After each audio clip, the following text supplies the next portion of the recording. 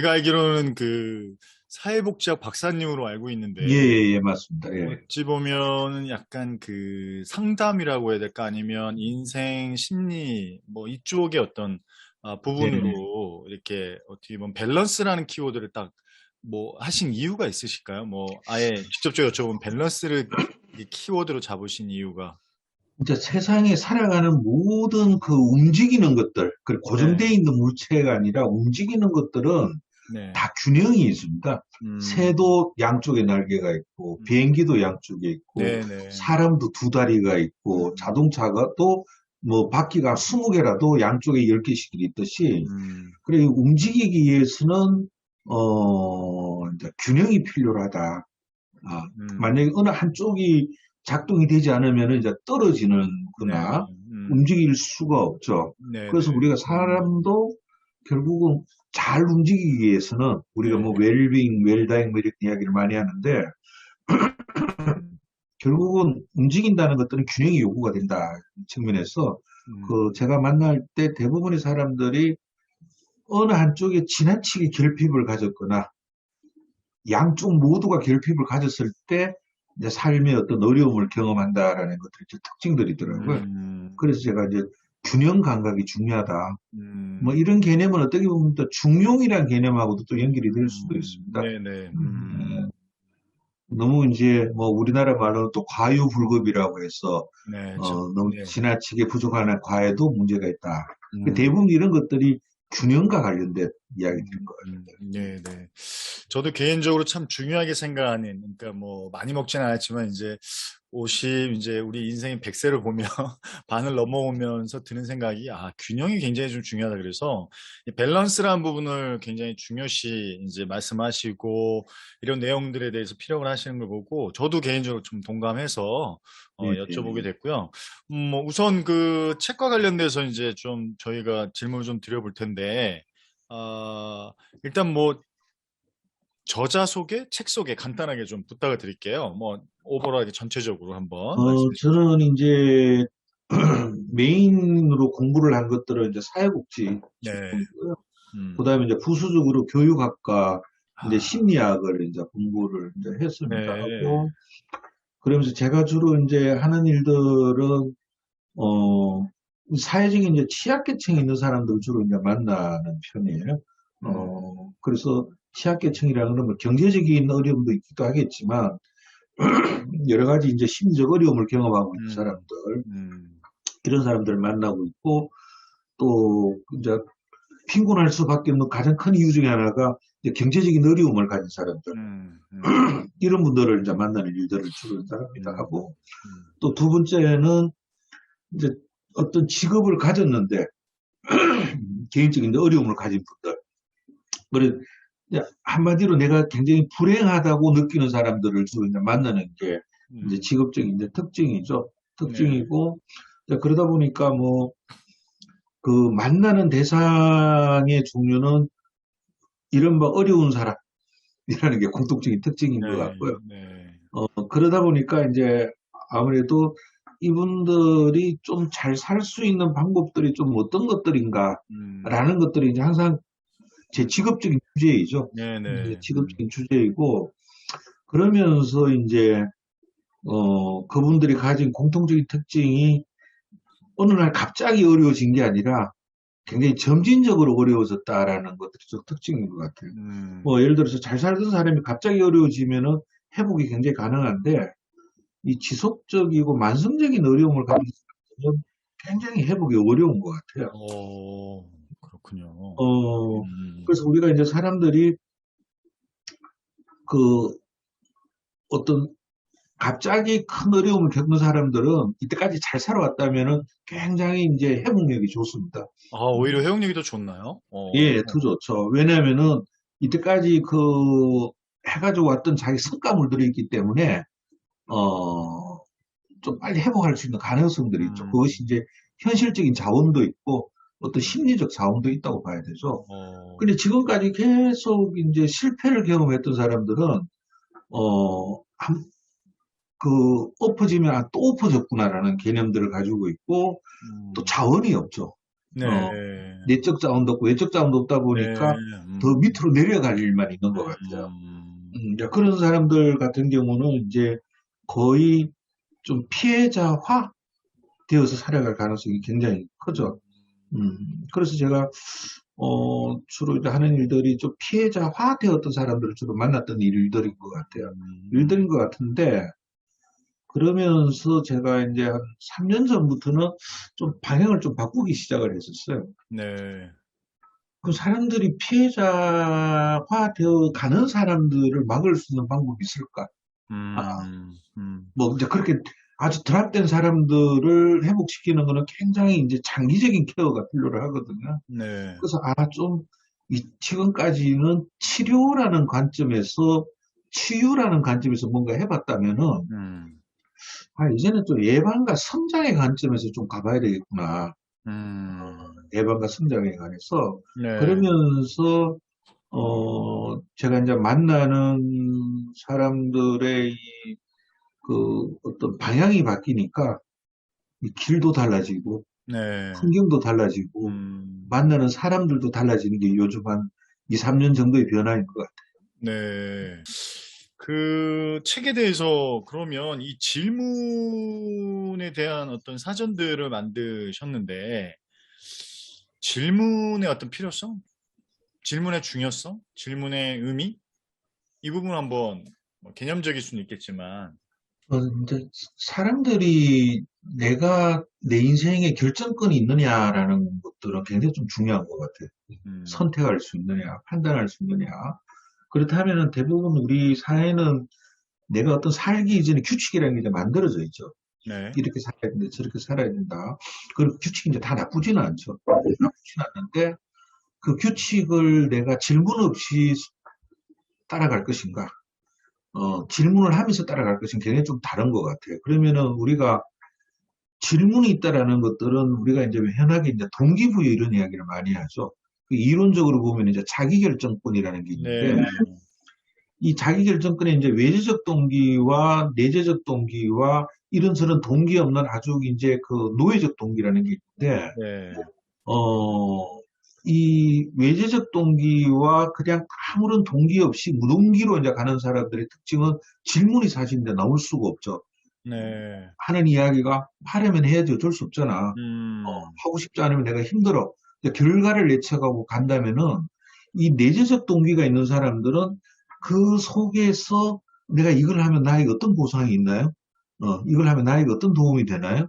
내가 이걸 좀 잘하고 싶다는데 나는 어떻게 좀 하고 싶은데 나를 좀 도와줄 수가 있는지 각자가 내가 뭔가 동기가 있는 상황에 있는 거를 확인할 수 있는 방법이 질문인 것 같아요. 네, 그럼 질문이 없다라는 거는 동기가 사실 없는 것일 수도 음, 있거든요. 음, 그것이 하나가 이제 질문이 있어야 되고, 두 번째는 질문이 있다라는 것들은 내가 어떤 그 결정에 나의 의사가 반영되는 과정이라고 생각을 합니다. 네, 어, 예를 들어가지고, 내가 이걸 하면 나에게 무슨 도움이 되나요? 음, 저도 이거는 내 의사가 반영되는 과정이라고 볼 수 있죠. 네, 그 네, 다음에 내가 이걸 하고 싶은데 쉽게 할 수 있는 방법이 뭐가 있을까요? 난 이걸 하려고 하는데 좀 위험한 일이 있는데 이것이 있어가지고 다른 좋은 방법이 없을까요? 라는 것들은 나의 의지가 들어가느냐 없느냐에 관한 것들이거든요. 그래서 음, 저는 숙명이라든지 운명이라든지 이런 이제 이야기들을 많이 하고 막 팔자라는 이야기를 하는데 질문이 있는 사람들은 숙명과 운명과 팔자가 있다가 하더라도 내 의지가 반영되는 삶이라고 생각합니다. 음, 그래서 이럴 때 가장 기본적으로 질문이 있는가라는 것들이죠. 지금. 음, 그 다음에 이제 질문이 있다라는 것들은 또 두 번째가, 첫 번째가 동기가 있느냐 없느냐에 관한 얘기고 두 번째는 관심인 것 같아요. 네, 왜냐하면 관심이 없으면 사실 질문이 나올 수가 없죠. 그렇죠, 그렇죠, 호기심이 있어야 질문이 나오고 내가 알고 싶어 질문이 나오고 뭐 예를 들어서 저거 나도 하면 잘할 수 있을까요? 어떻게 하면 할 수 있을까요? 뭐 이런 것들이죠.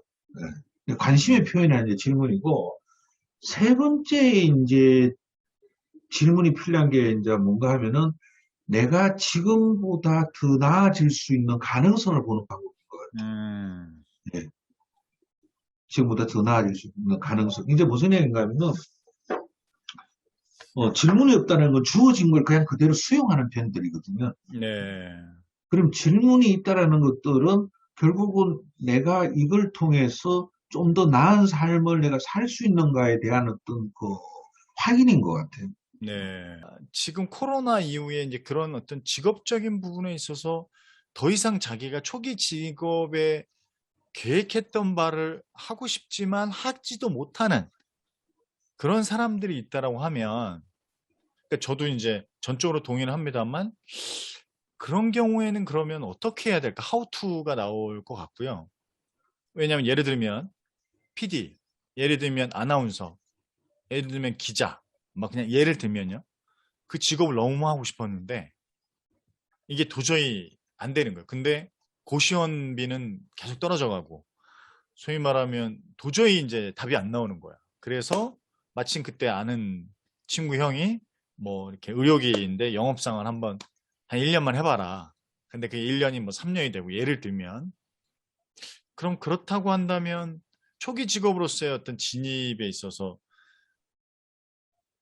잘못된 선택은 아니겠지만 조금은 이렇게 긍정적이지 못한 어떤 외부적인 외생변인에 의한 선택일 수 있는데 과연 이럴 때 그럼 어떻게 해야 될까? 갑자기 이제 그런 생각이 들면서 약간 좀 너무 복합적인 질문이긴 한데 아니요, 저는 그 질문이 굉장히 이제 중요한 맥인데 요즘 대부분의 사람들은 이제 그 고민을 이제 하고 있죠. 내가 네, 원했던 직업을 그렇죠. 가지 못한 이제 잡 미스매칭에 관한 이야기를 그렇죠. 잠 하는. 미스매칭이 워낙 많으니까요.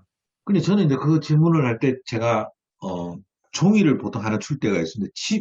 네가 원하는 칩을 한 그려보라고. 음, 그런데 대부분 사람들은 칩을 그리라 그러면은 평균적으로 뭘부터 그리냐면 지붕부터 그립니다. 저도 지금부터. 전 다시 말해 세상에 지붕부터 짓는 집을 본 적이 있느냐? 그렇죠. 그럼 네가 이야기하는 이 직업이라는 건 네 삶에 도대체 뭐 어떤 의미가 있나라는 것들이죠. 음, 우리 지붕은 대부분 그 집의 규모를 보여주는 음, 마지막 종결판이잖아요. 그죠? 네네. 지붕의 크기가 크다는 거는 집이 그만큼 넓다는 이야기일 것 같아요. 그렇죠. 그죠?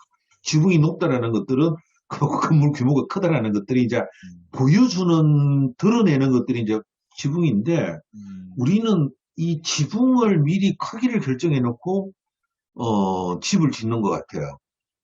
그러면 네. 집을 지으려면 밑에 진로 성숙이라는 게 돼야 되거든요. 음, 그러면은 직업이라는 게 도대체 나의 인생에 어떤 의미가 있는 거라는 것들이죠. 음, 돈을 버는 것들이거든요. 그러면 돈을 벌어서 뭐 어디에 쓸 거냐? 돈은 쓰기 위해서 버는 거지 모으기 위해서 버는 건 아니거든요.